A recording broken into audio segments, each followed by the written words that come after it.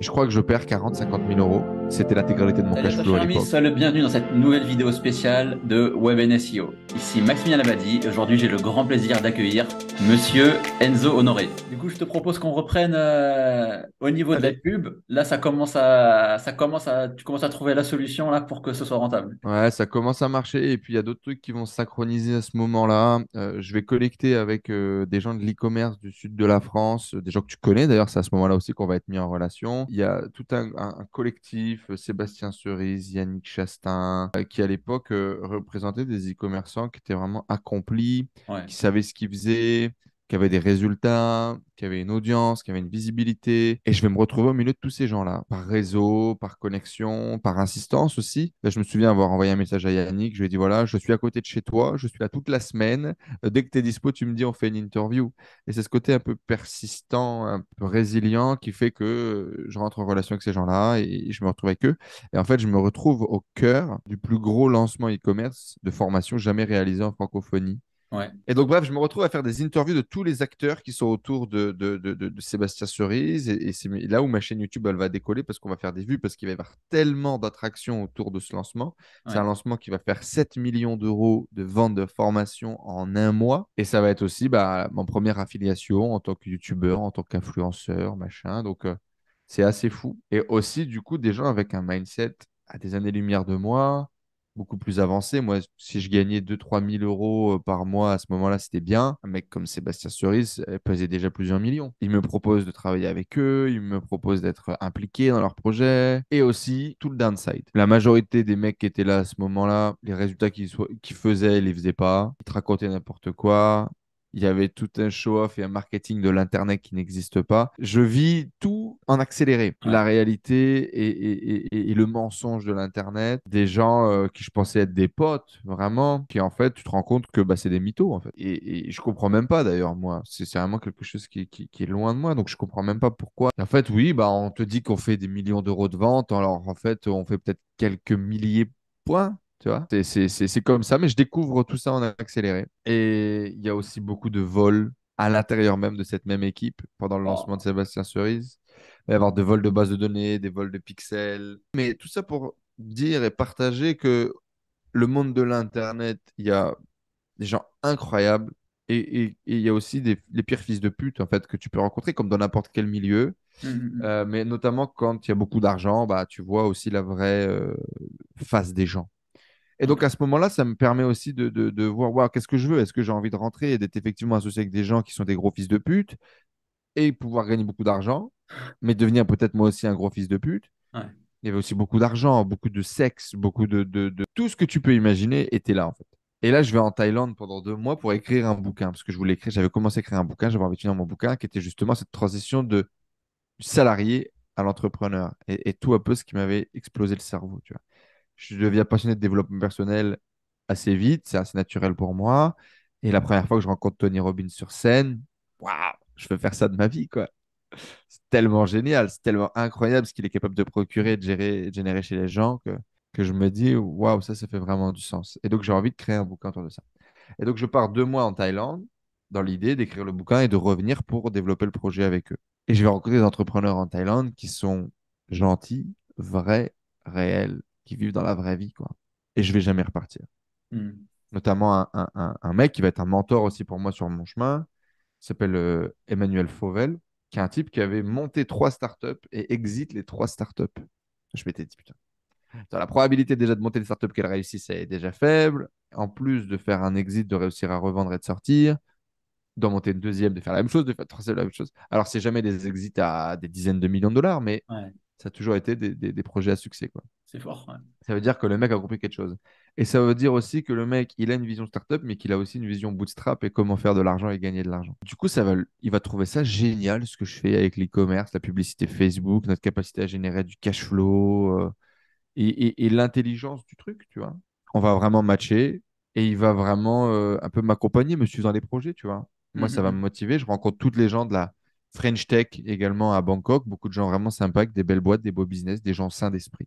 Et donc, je vais jamais rentrer dans le sud. Donc Leur là, petit groupe à eux va imploser et moi, oui. je vais être content d'être resté là-haut. Et Et c'est là où je m'installe vraiment en Thaïlande. Et mon objectif, c'est de construire mon business, quoi. Donc, tu as eu ce shift de mindset. Tu savais que tu voulais poursuivre là-dedans, dans l'e-com, à la fois dans le coaching, la formation, mais faire les choses proprement, pas forcément voilà, rentrer dans des combines, sans avoir à mentir, sans avoir à gruger, pour générer du cash, quoi. Ouais, moi, je sais pas faire ça de toute façon. Je me pose trop de questions sur la vie, sur qui je suis, sur l'intégrité, sur les valeurs. Moi, Hmm. quand je mens à quelqu'un, ça se voit sur mon visage tu sais, je serais incapable de mentir à ma femme, à mes proches. Ok, ben c'est bien. Moi, c'est Parce que je trouvais ça déjà tellement compliqué de savoir qui on était. Et j'avais déjà tellement l'impression d'avoir plein de personnalités à l'intérieur de ma personnalité. Bref, je suis quelqu'un de très torturé d'un point de vue psychologique. Et donc, du coup, c'était impossible pour moi de mentir, de raconter des trucs qui n'existent pas et machin. Et je passe par ces phases-là. L'e-commerce va vraiment continuer à se développer. Je fonctionne beaucoup sur les stratégies de product winner à l'époque. Donc, l'idée, c'est grosso modo, tu utilises un espèce d'AdSpy ou tu utilises des outils qui te permettent de trouver les produits qui sont un peu winner, tendance, que ce soit en Hmm. France, aux États-Unis, et t'essayes pas, tu répliques. En Ouais. général, en prenant les photos, en prenant les vidéos qui marchent, tu les répliques et tu lances le produit sur un Shopify que tu as construit en 4 heures, en copiant littéralement le site du voisin et en lançant de la publicité sur Facebook et sur Instagram. Ça va marcher, clairement. Plus d'argent que ce que je peux l'imaginer. J'ai dû gagner à peu près 400 000 euros, je pense, voilà, jusque mi-2018, avec plusieurs produits qui ont été des produits puissants, vraiment qui amènent de l'attraction. C'est-à-dire que tu fais le même processus 10 fois. Et sur ce produit-là, les résultats sont complètement différents. J'ai vendu du maquillage, des rouges à lèvres mat. J'ai vendu des t-shirts. J'ai vendu des trucs pour hommes. J'ai continué à vendre tout ce qui est bijoux asiatiques et tout ça. J'ai eu quoi d'autre? Bien évidemment, tout ce qui est un peu produits électrotech et tout, machin. On a testé des trucs, quoi. J'avais des produits à des sites un peu généralistes. Après, j'ai eu des sites plutôt nichés. Moi, j'ai toujours fait des trucs un peu nichés. Je suis à site e-commerce dans le poker, bien évidemment aussi. J'ai essayé de construire un écosystème complet dans le poker. Site de vente de formation, affiliation au niveau des plateformes et site e-commerce qui s'appelait pokerdenime.com. Et j'avais créé tout cet écosystème-là. À cette époque-là, j'avais même pris un coach qui était un joueur, un ancien joueur de poker professionnel que Ah, trop j'avais mis à bien. la tête du business parce que j'avais compris que bah, si tu n'avais pas l'autorité, les gens s'en battaient les couilles de ta gueule. Parce que t'as fait quoi? T'es qui? T'es personne. Tu vois, tout le monde s'en bat les couilles de ce que tu fais. Par Ouais. contre, j'avais pris Steven Moreau, du coup, qui était un ancien pro. Et lui, les gens le suivaient déjà. Les gens, tu vois. C'est un bon communicant aussi, quoi. C'était un bon communicant et puis il aimait Ouais. bien ça. Donc, c'était la bonne personne. On a fait quelques milliers d'euros de vente. Et puis là, je découvre aussi un peu les déboires de l'association, de travailler en partenariat, Ouais. bon, c'était des belles aventures. Mais ouais, donc quelques produits comme ça qui te font un peu d'argent. La folie du truc. Faire des journées à 1000, 2000, 3000 euros par jour. Je gagne beaucoup d'argent, plus d'argent que j'en ai jamais eu. Tu dépenses tout. Tu es en Thaïlande, tu prends l'avion, tu vas à Phuket, tu loues des villas alors que t'as pas d'oseille. Ça part vite, c'est sûr. Tu te mets à croire que tu es un cador. Tu as Hmm. l'impression d'avoir tout compris. Tu as l'impression d'être une star. T'as jamais vu autant d'argent. Tout ce que tu fais fonctionne, entre guillemets. Alors oui, bon, bah fonctionne parce que est-ce que tu payes vraiment toute la TVA? T'es pas vraiment en compétition parce que tu joues pas avec les mêmes règles que les autres. Ouais. Ton business, il marche pendant 3 mois et puis heureusement que tu as un autre produit qui démarre parce que le site, faut vite que tu le fermes parce que ton SAV n'était pas vraiment nickel. Ouais. La qualité de ton produit était un peu merdique. C'est des opportunités, quoi. C'est des coûts plus qu'un Ouais. business. Et je vis là-dedans pendant ouais, une bonne année et demie. T'as bien connu l'âge d'or de la publicité en ligne, notamment avec Facebook. Donc Ouais. j'imagine que tu as gagné énormément, tu as pu bien surfer sur la vague. Et Je te dis, même pas tant que ça, en fait. Parce que comme ce que tu fais, tu sais que tu n'es pas complètement carré, tu as peur de pousser. ok, Je pense que j'avais pas la discipline, j'avais pas la compréhension, j'avais pas l'expérience pour faire plus fermé, pour faire ce qu'a fait un Yomi, par exemple, qui arrivait ouais. après moi et qui, pour le coup, a augmenté la qualité des sites qui étaient produits, a scalé une équipe autour de lui, a dupliqué les trucs, et puis lui, pour le coup, il a commencé à travailler avec les influenceurs, que j'ai vu commencer à arriver aussi sur mon marché, mais moi, j'étais resté sur Facebook et Instagram parce que c'est ce qui marchait pour moi. La grosse frustration avec le business en dropshipping, et notamment à cette époque-là, où on fait une compta très approximative Hum, hum, et où hum. on dépense l'argent après, avant même qu'il soit arrivé, c'est que tu fais des chiffres d'affaires qui sont énormes, mais il te reste rien au bout du compte, quoi. Ouais, Parce qu'aujourd'hui, je maîtrise beaucoup plus et beaucoup mieux. Et chaque euro qui sort du business, chaque euro qui rentre du business est analysé et scruté. On ne paye pas de logiciel pour rien. et on fait attention. Aujourd'hui, on arrive à avoir des marges entre 15 et 20% après TVA reversée, incompréhensible à l'époque, impossible à Ouais, l'époque. Et il y a encore beaucoup de gens d'ailleurs qui le font le dropshipping comme à l'époque et ils se contentent de gagner entre 5 et 10 points de marge. Et ouais. c'est là où ils se trompent parce que quand tu fais bien les choses, il y a d'autres possibilités, quoi, tu vois. Et c'est vrai qu'aujourd'hui, tu as une stratégie aussi qui est différente. Parce qu'avant, tu étais pas mal dans la publicité. Aujourd'hui, tu es beaucoup plus dans le SEO. Donc, tu as beaucoup plus cette vision de long terme. Et donc, on peut dire que. Je suis de l'ESIO et en même temps beaucoup de la publicité. On Ouais, dépense quand même 200 000 euros, tu vois, sur le mois de décembre, ce qui est quand ouais, même pas mal. Mais la grosse différence, c'est qu'on dépense 200 000 euros pour 829 000 euros de vente. Et donc, on a toute une grosse base de position qui est gagnée en SEO et qui nous permet justement de faire monter nos marges, de faire monter la valorisation de nos business et la tranquillité d'esprit aussi. Et dans tous les cas, on fait plus du tout de la pub comme avant. Effectivement, le retour du bâton du business que je faisais avant, donc monoproduit, machin, etc., c'est l'instabilité. Ton truc ouais. qui marche, tu n'es jamais en train de construire quelque chose. Tu as peur de construire une équipe, tu as peur d'investir sur le long terme parce que comme tes revenus ils sont en dents de scie et ils sont pas stables, finalement, il y a toujours ce truc un peu de tu regardes dans le rétro en permanence. Il y a cette idée qu'est-ce qui vend l'autre pour faire autant d'argent. Sur le même marché que moi, en même temps que moi, il y avait des gens qui vendaient les mêmes produits qui faisaient 10 fois plus d'oseille. Mais comment est-ce qu'ils faisaient? Pourquoi est-ce qu'ils le faisaient? Il y avait ce truc cette part de chance inexplicable qui te fait te remettre en question, qui te fait croire que tu as eu que de la chance et qu'en fait, tu n'as pas de compétences et que tu vaux rien, avec lequel faut lutter. Et cette instabilité du business. Et à un moment donné, j'ai voulu scaler, j'ai voulu structurer, j'ai voulu grandir. Donc là, on est début 2018. Je recrute une équipe de 7 personnes. Ouais. Donc, entre des gens qui vont sourcer des produits, des gens qui vont faire les montages vidéo, les fiches produits en copywriting, les sites internet, le sourcing, on devait avoir, je crois, 10 ou 12 000 euros de cash burn, du coup, d'argent qu'on dépense tous les mois pour maintenir le truc. Et là, je teste 10 produits et il n'y en a pas un qui part. On perd 40 000 euros, je crois, en un mois et demi, 2 mois. Oui, ça fait mal. Parce que quand tu as gagné de l'argent avant, bah après, quand tu fais un test, tu fais pas un test à 50 balles. Tu es sûr de toi, peut-être même un peu trop. Je crois que je perds 40 000 50 000 euros. C'était l'intégralité de mon cash flow à l'époque. J'ai plus d'argent pour payer le loyer le mois prochain. Et même, ouais, toute l'équipe, c'est-à-dire tout le projet, tout est compromis, quoi. Il se pète la gueule en un mois et demi. Je vais emprunter 5 000 euros à un pote et puis je vais recommencer. Et donc là, à ce moment-là, vraiment, je me bataille. C'est la deuxième fois déjà que je faisais banqueroute. Et là, je décide que c'est fini. Je décide que je vais arrêter l'e-commerce. Je veux plus faire de dropshipping. Je veux plus faire ce truc de Facebook, de produits gagnants de merde. Bien évidemment, je me suis fait bloquer 3 fois de compte Facebook. Mon compte est restreint en pub. Tout est niqué, quoi. Et donc, à ce moment-là, je dis j'arrête. J'appelle mon mentor, du coup, mon ancien patron de l'époque. Je dis, écoute, voilà, j'en peux plus. Lui, je lui avais fait acheter un site e-commerce de drop et le site marchait bien. Il faisait 40 000, 50 000 euros de vente par mois. Ça se Waouh. passait bien pour lui et il développait cette partie-là aussi. Et je lui dis, écoute, j'en peux plus, quoi. Là, regarde, je me suis pété la gueule. J'ai voulu recruter, j'ai voulu structurer, j'ai voulu faire bien comme tu m'as appris, tu vois. Puis regarde. Ouais.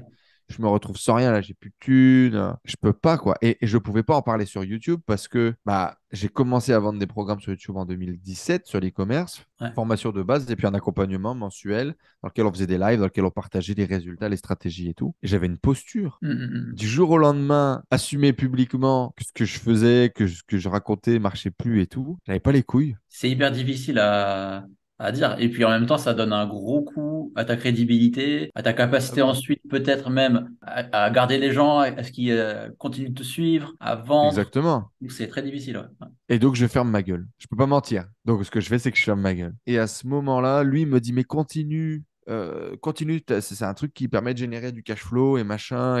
Et tu vas rebondir et ça va se passer. Moi, je lui dis non, je veux faire un truc qui a plus de sens dans ma vie. J'avais fait pour la deuxième fois Tony Robbins. C'est ça que je veux faire. C'est ça que je veux faire. Sauf que, bonjour, Enzo Honoré, coach en développement personnel. Alors qu'avant, c'était comment gagner 1 000 euros par jour. Et j'assume pas, en fait. Moi-même, je pense que j'assume pas d'avoir ce truc de vouloir faire du dev perso, de communiquer dessus. Et donc, je vais faire Enzo, coach, business. Et donc, je vais faire du consulting marketing, du consulting de vente, du consulting de pub parce que bizarrement, je vois qu'il y a énormément de gens qui veulent mettre en place les stratégies que je mettais en place dans mon business avant, quoi. Et donc, à ce moment-là, je deviens consultant. Je vais réussir à gagner entre 5 et 10 000 euros tous les mois grâce à ça. Et je vais commencer à prendre du recul sur ce que je veux faire, sur là où je vais, etc. je rentre dans une phase de vie avec beaucoup de dev perso, justement, où je vais tout remettre en question, quoi. Et vraiment, ouais, qu'est-ce que je fous là? C'est quoi la vie? Pourquoi tout ça, tu vois? En 2019, je crée du coup un truc qui s'appelle La Tribu. C'est un club d'entrepreneurs parce que un des trucs qui est hyper important pour moi, c'est de rassembler les gens, c'est de connecter avec les gens et c'est de vivre cette aventure en équipe. Et donc, je crée ce club entrepreneurial pour d'autres gens sur Internet qui montent des business et qui veulent être avec d'autres gens qui montent des business. Éduquer, mentorer, partager. Et à l'intérieur du coup de la création de ces projets-là, je crée un programme qui s'appelait la Super Hero Academy. C'est un programme de développement personnel pour entrepreneurs en groupe. En gros, je monte un groupe, 6 8 personnes, et on va faire du dev perso, on va travailler sur l'entrepreneur qu'il y a derrière. Ça se vend très mal, les gens ne comprennent pas trop. Mes vidéos sur YouTube sont passées d'un point de vue hyper business à mais trouve le bonheur dans ta vie, vois la lumière. Je vais un peu perdre mon audience d'ailleurs sur ce truc-là. À ce moment-là, je rencontre Tristan qui lui vient de créer son entreprise en mode agence et il se dit bah ça peut être cool, un programme en groupe et tout machin. Je le close. À ce moment-là, d'ailleurs, ce qui le marquera, c'est que je le close comme un vrai commercial et pas comme un gars d'Internet et que je le close en mode je lâche rien. Et donc, il rejoint le truc. Et puis lui, à ce moment-là, il veut apprendre le SEO et donc il lance un site e-commerce qui s'appelle Chakra Shop. C'est son premier site e-commerce avec des stratégies SEO. C'est la première fois qu'il fait du dropshipping. Et il monte ça pour deux raisons. Un, pour apprendre le SEO. Deux, parce qu'il trouve que les mecs qui gagnent de l'argent en dropshipping sur Internet, c'est des abrutis. Et que lui, avec toutes ses stratégies de création de site en mode agence, il va faire mieux qu'eux. Ça marche et il fait ça une journée par semaine. Il fait le SAV lui-même. Il passe pas de temps sur les pubs. Alors là, moi, je pète un câble. Parce que c'est quasiment l'opposé de ce qu'on faisait avant. Lui, c'était un dropshipping pépère, quoi. Ouais. Jusqu'au jour où le dropshipping génère 50% du chiffre d'affaires de son agence. Et que une journée par semaine, ça représente 50% de ses revenus. Et donc, il va lancer un deuxième site et le site va marcher. Tu vois. Et là, à ce moment-là, je prends la décision. Je me relance dans l'e-commerce à travers ta méthode. Et aujourd'hui, on a 24 sites. Le premier site va marcher très vite. Je vais faire un deuxième site très rapidement. Et à ce moment-là, moi, j'ai deux sites. Je prends un assistant. On fait de la pub sur Google. On a une stratégie, une sélection de niches qui est très SEO et un investissement en budget, en backlink, en articles, en création de produits, en stratégie qui fait que le site va gagner des positions sur le long terme. Je prends 10 briques par mois sans bosser. Et donc là, je dis à Tristan, il faut que tu arrêtes tout et qu'on monte des sites. Je dis là, tu te rends pas compte, là, tu es assis sur un truc, gros, c'est du dropshipping comme j'ai jamais vu, c'est stable, ça marche, ça amène de l'oseille, Ouais. c'est duplicable, arrête tout et fais ça. Ça me prend 4 5 mois à le convaincre. Et on finit par s'associer et à faire que ça. En fait, ce que vous avez réussi à réaliser, parce que c'est quelque chose, en fait, je ne sais pas si les gens réalisent qu'une vingtaine de boutiques hyper qualitatives, parce que voilà, j'ai pu voir un petit peu comment c'était. On est loin des boutiques basiques, hein, Bah, c'est vraiment. pour le coup, ouais, t'as tous nos shops, toi. C'est toi qui fais le netlinking aujourd'hui, donc C'est exact, ouais, vous passez par des services sur SEO Paper et ça, c'est super cool. En tout cas, c'est un vrai plaisir de bosser avec vous, hein. Mais effectivement, dans les boutiques, c'est super propre. Autant UX, design, les produits, les descriptions, le SEO, tout est pensé, tout est carré de A à Z. Franchement, c'est assez rare de voir des boutiques aussi qualitatives. Et le fait d'avoir réussi à construire 20 boutiques en l'espace d'un an et demi, il me semble, c'est ça? Parce que ça t'a pris à peu près ça fait 6 un mois à le peu. convaincre. Ouais, c'est ça, un peu plus. Les premiers shops datent de 2020. On fait un premier Q4 en 2020. Et on s'associe en mars 2021. On fait un deuxième Q4 en 2021 où on a 15 sites à peu près. Et on a fait le Q4 2022 avec 24 sites. Q4 2024, 55 sites, si tout va bien. Ouais, c'est assez ouf. Et pour que les gens aient un ordre d'idée, le CA en 2022, ça représentait combien? 2022, c'est un peu plus de 3 millions d'euros.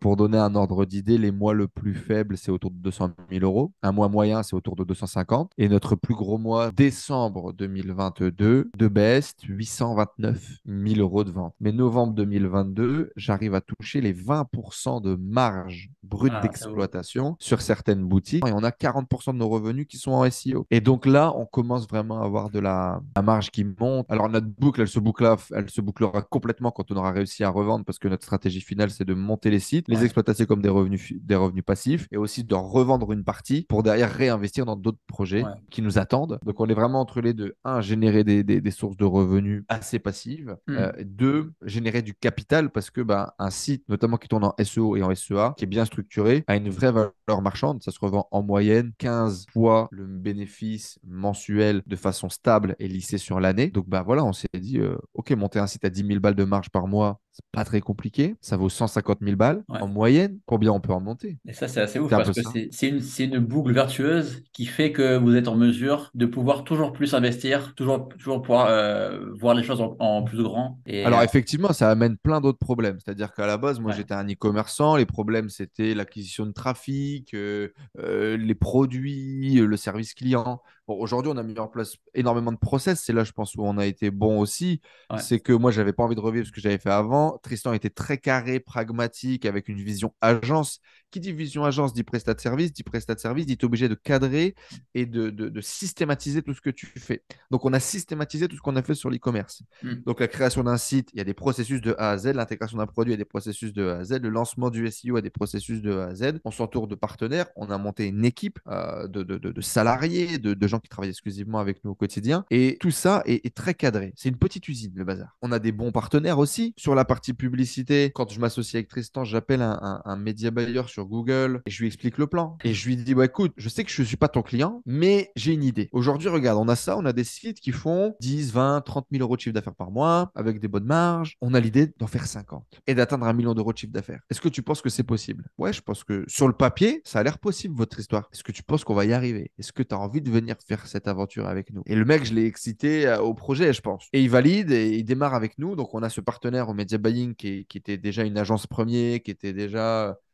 hyper solide, qui avait un niveau des compétences et d'expertise qu'on n'avait pas, tu vois. Ouais. Nous, on avait construit le lancement de la campagne, la stabilité du business, mais on n'avait pas de ROAS non plus qui était dingue. Là, par an, stabilisé sur l'année en moyenne, on fait 3 de retour sur investissement sur notre pub. On arrive à monter sur un chiffre d'affaires total avec le SEO à 5 par rapport à 1 euro qu'on met sur Google. On fait 1 euro sur Google, ça nous fait 5 euros de chiffre d'affaires avec tous les canaux cumulés sur la boutique. On a créé aujourd'hui tout un tunnel très réfléchi où on a des avis directement dans Google Shopping, on a des promotions directement visibles dans Google Shopping, ce qui va améliorer le clic, qui va améliorer le funnel d'achat directement pour optimiser la publicité. Et donc, on construit tout ce processus-là. Et sur le chemin, c'est la surprise à chaque étape. On traduit, ça marche dans d'autres pays. Et depuis, on consolide à travailler sur l'amélioration de notre système. Et effectivement, ce que je te disais, c'est là où j'ai d'autres casquettes, c'est que bah, au final, je suis plus un e-commerçant, je suis devenu un manager. Ouais. Aujourd'hui, il faut gérer l'oseille, il faut gérer les investissements, il faut gérer Ouais. les gens. Et je ne m'attendais pas à tout ça non plus. Et ça a été aussi compliqué de devenir un gestionnaire. Et j'imagine qu'il y a eu ce gros shift qui a eu lieu justement là, au cours de ces 2 dernières années. Je vois ce que tu veux dire parce que j'ai été confronté à ça aussi, hein. Tu t'y attends pas trop parce que plus tu montes en termes de vente, en nombre de sites, tout ça, que tu es obligé de recruter. Et Mhm. plus tu recrutes, et plus ça te fait d'autres problématiques. Et donc, du coup, tu rentres plus dans l'opérationnel, mais tu es plutôt supervision, gestion. Et, Complètement. c'est un autre métier en fait. Mais Complètement. voilà, Et puis pour le coup, moi, c'est un métier qui vraiment ne me passionne pas. Je pense que je suis un bon leader et un mauvais manager. Moi, je suis beau pour avoir des idées, je suis beau pour avoir des idées à la con et réussir à emmener des gens dedans. Mais le management au quotidien et tout, je suis pas très bon. Tristan est meilleur pour le coup. ouais. La force aussi d'être à deux et d'avoir une vision différente et en même temps une vision commune. C'est clair que c'est un boulot de ouf et les gens ils savent peut-être pas, mais aujourd'hui combien vous êtes dans l'équipe, hein? On est une vingtaine de personnes aujourd'hui. Une vingtaine de personnes et Ouais. avec votre objectif de doubler en nombre de sites, en revenus, tout ça, Ah, vous allez moi, recruter je ne encore. veux plus grossir. Je ne veux plus grossir. Je ne veux plus grossir. Tristan veut grossir. Je veux vraiment essayer de trouver le juste milieu. Justement, suite à cette Ouais, expérience de début d'année, où en fait, avec cette envie de grossir sur tous les canaux, ouais, on a recruté un responsable marketing, un opérateur marketing, et on s'est dit, bah, chacun va développer des canaux à son compte. Tu investis dans plusieurs produits pour faire tes tests. Tu fais des tests en placement pour influenceurs. Enfin, tu testes un peu tout. Tu vois, tu testes plein de canaux. Et puis, encore une fois, tu mets un budget minimum, 1000, 2000 euros par test, etc. Eh ben, on a perdu 100 000. 100 000 balles sur 3 mois, un truc comme ça, entre les salaires, les dépenses, les trucs qui n'ont pas marché. ouais. On a voulu faire trop de choses en même temps, démultiplier, etc. Et Mm. donc, on s'est tué comme ça. Et du jour au lendemain, on décide de virer tout le monde. On coupe les dépenses SEO, on coupe tous les investissements. Moi, je ne veux pas continuer d'alimenter un truc sur lequel on peut même pas se payer. Tu vois ce que je veux dire? Ça n'a aucun sens. Et là, on passe de moins 20 000 à plus 50 000 par mois. On comprend, je pense qu'on a construit un truc qui est pas mal. Voilà. L'objectif de l'année, c'est de faire 30 duplications. J'ai outsourcé 2 pôles. C'est le SAV. Et là, aujourd'hui, on travaille avec SAV Control, petite pub à elle. Nomia, du coup, qui a monté ça. Les opérateurs sont qualifiés. Les transitions se passent bien. les stats sont bonnes, on suit les KPI sur L-Scout, etc. et ça se passe bien. Donc, j'ai également outsourcé le pôle d'intégration produit parce qu'il faut ajouter du produit sur les sites, parce qu'il faut travailler le SEO des sites avec les produits et parce qu'il faut aussi être présent sur les différentes tendances de l'année. Il nous intègre 300 produits par mois sur les Wow. différents sites. Donc, Tristan a toujours son agence de création de sites internet et principalement, c'est là que se fait la création des sites. Donc, D'accord. création d'un nouveau site, ça passe par l'agence. Une fois que c'est terminé, que le site est construit, il arrive chez nous et il passe en gestion chez nous. On a D'accord. vraiment essayé, tu vois, de séparer un peu les pôles. Je trouve que c'est super intéressant que vous ayez procédé ainsi en mode Paul. De cette façon, ça vous permet de croître en fait beaucoup plus facilement. S'il y a besoin de recruter, par exemple, au niveau du SAV, au niveau de l'intégration de Hmm. produits, là, c'est vraiment l'équipe spécialisée qui peut gérer, qui sait exactement comment former rapidement, passer à l'action. Alors que si vous aviez tout en interne, sous votre propre responsabilité, je pense que ça serait faisable, mais beaucoup plus compliqué. C'est ce qu'on faisait en 2022. Du coup, on a réussi à mieux structurer. Et aujourd'hui, vous avez réussi à déléguer énormément de choses. Toi, aujourd'hui, combien de temps tu passes sur ce business-là, chaque semaine, chaque mois? Pas beaucoup parce qu'aujourd'hui, on a entre guillemets une espèce de COO, on a un manager opérationnel qui gère l'opération au quotidien. Moi, principalement, aujourd'hui, ce que je fais, c'est que je fais les briefs de sourcing et de stratégie d'intégration produit pour notre équipe d'un tel produit. Je manage et je m'assure que tout se passe bien. Je suis le point de connexion, le relais avec l'équipe de media buying à la publicité sur Google et je m'assure aussi de la partie SAV du service client. Clairement, aujourd'hui, de façon fixe, c'est au moins 3 fois 1 heure et demie à peu près dans mon agenda. Et est-ce que votre objectif à terme, c'est de diminuer encore un petit peu plus ce temps de travail, hein? C'est un business qui est vraiment simple. On crée un site de niche qui vend des produits que des gens recherchent sur Google. Il faut réussir à faire que le produit soit bien mis en avant. C'est un lien avec un expéditeur avec la Chine, un contrôle qualité, une intégration qui soit faite correctement et une pub qui tourne. En fait, tu vois, Ouais. comme la stratégie, elle est bien définie, comme on a choisi des bonnes niches aussi, tu vois, sur lesquelles il y a une opportunité qui est plus importante que la concurrence. En gros, c'est simple, hein. On se positionne sur un marché sur lequel il y a plus de demandes que d'offres. Alors, bien évidemment, c'est une combinaison de plein de choses. On achète des noms de domaine expirés, on trouve le bon truc, on se positionne sur des niches qui sont un peu what the fuck, mais il y a encore des opportunités dedans. Avec des Donc, boutiques de niche, c'est incroyable ce qu'on peut encore faire en 2023, même 2024. C'est jamais fini en fait, parce que je sais qu'il y a 5, il y a 10 ans, les gens ils disaient que c'était déjà fini le SEO. moi, je croyais ça. C'est pour ça que j'ai jamais creusé le SEO. Quand tu te dis, ouais, ça va me générer sur 50 balles par mois, il y a tout de suite ce truc de quand tu as gagné un peu d'argent, tu as un peu la flemme de monter un truc qui va monter 150 balles par mois. Aujourd'hui, on monte et on achète plusieurs sites à Maximilien parce qu'on sait que sur le long terme, les 150 balles par mois, déjà, ils vont grossir. Et quand on a 10, quand on a 20, quand on a 50, ça commence à faire de l'argent. Et pour le coup, la passivité, typiquement des sites d'affiliation, c'est génial parce que le site d'e-com, il demande quand même du travail, c'est un business, hein. Ouais. Si tu bosses pas, ça se passe pas. L'avantage quand même des sites d'affi, c'est que tu n'as pas le service client, tu n'as pas tout ça. Une fois que c'est positionné, ça bosse quand même assez seul, quoi. C'est clair, ouais. Tu peux vraiment passer à autre chose, au prochain site, et limite, ça peut de sortir de ta tête. C'est pas grave, ça continue de tourner et ça génère des revenus en passif, ouais. Alors que de notre côté, bon bah voilà, il faut quand même qu'il y ait les actions qui soient faites tous les mois, il faut qu'il y ait le management au quotidien, s'il y a un problème avec un client, il y a Ouais. des trucs. C'est un business de gestion, Je sais pas si il y a des gens qui veulent se lancer dans l'e-commerce, ils se rendent pas compte que c'est plein de métiers différents en fait. T'as le côté complètement. technicien, t'as le côté marketeur, t'as le côté tu dois faire de la publicité, tu dois faire du SEO, tu dois être bon en UX, en design. C'est tellement de choses que voilà, finalement c'est un ensemble de choses. Il faut bien se former, il faut bien faire les choses dans l'ordre. Sinon c'est très facile de se casser les dents, de se louper sur un. C'est pour ça que, contrairement à beaucoup de gens sur Internet, je disais attention, l'e-commerce, c'est un vrai métier. Ouais. Vous pouvez pas vous lancer comme ça avec une lubie, avec une idée et imaginez surtout que c'est un revenu passif, vous allez vous planter. Aujourd'hui, j'ai envie de dire, c'est accessible. Par contre, suivez le process, investissez dans des prestats. Ouais. Nous, quand on lance un site, ça nous coûte entre 5 et 10 000 balles pour pouvoir justement déléguer, Mm. ne serait-ce que d'acheter une charte graphique, même si tu fais ton intégration toi-même. Et ça fait complètement la différence d'un point de vue qualité. Pour te dire, hein, quand on voit vos boutiques, ça ressemble en rien à ce qu'on voit ailleurs. Tu vois, c'est pas le Ouais, thème des IP et tu fais ton site dessus rapidement. Tu vois, c'est vraiment là, bah tu non. vois, il y a une vraie identité, il y a de la recherche. C'est énorme. Tu vois qu'il y a plusieurs personnes qui ont bossé dessus, que tout est bien pensé et franchement, et comme tu l'as dit, ça fait la différence en termes de conversion. Pour moi, il n'y a aucun doute. C'est le process. C'est ce truc étape par étape qui fait justement toutes ces petites briques qui fait que ça fonctionne. Par exemple, on a un truc, petit tips, on met en place un code de réduction sur notre funnel d'acquisition Google Ads. C'est-à-dire que sur nos ads en shopping, tu vas voir qu'il y a un bon d'achat que tu peux récupérer tout de suite, qui a une durée de vie limitée, etc. Mais du coup, ça fait quoi? Ça fait que tu augmentes ton CTA sur tes tes pubs. Tu crées un espèce de funnel qui va améliorer ton taux de conversion sur le site. Sur ta fiche produit, on remet le code de réduction qui a été récupéré par la personne sur la publicité sur Google, qui permet d'avoir plus de taux de conversion sur une pub en cold traffic.